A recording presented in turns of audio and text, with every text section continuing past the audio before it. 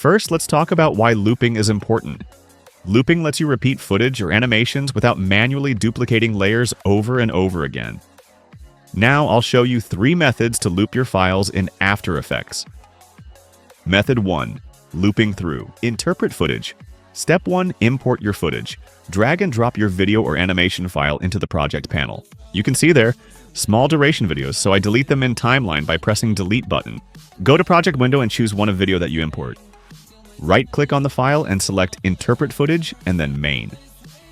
In the Interpret Footage dialog box, go to the Other Options section.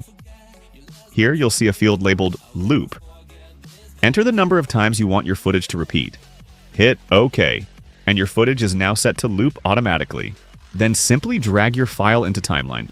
So if you need to apply loop option to other video clips, it's easy. Just right-click your video that looped previously, then choose Interpret Footage and click Remember Interpretation. Then select all other videos that you need to loop. Right-click them and click Interpret Footage and click Apply Interpretation. Now all clips set to loopable. You can adjust duration by dragging clips. That's all in first step. Method 2. Using Time Remapping. Time Remapping. Start by adding your footage to the timeline. Then go to the menu and click Layer, Time, and Enable Time Remapping. You'll see 2 keyframes appear in the timeline. If not, press U in your keyboard. Now, to make the loop seamless, we'll use an expression. Hold down Alt on Windows or Option on Mac, and click the stopwatch next to Time Remap.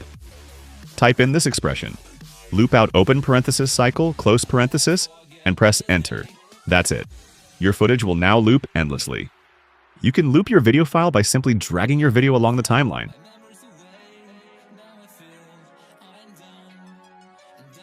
Method 3. Manual duplication. The third method is manual duplication. This is a quick and dirty option. Select your footage layer, press Ctrl+D on Windows or Command+D on Mac to duplicate it, and drag the duplicate to start where the original ends. Repeat this as needed to fill your timeline. While this method works, it's not ideal for complex projects because it clutters your timeline. And that's how you loop files in After Effects. Thanks for watching, and I'll see you in the next video.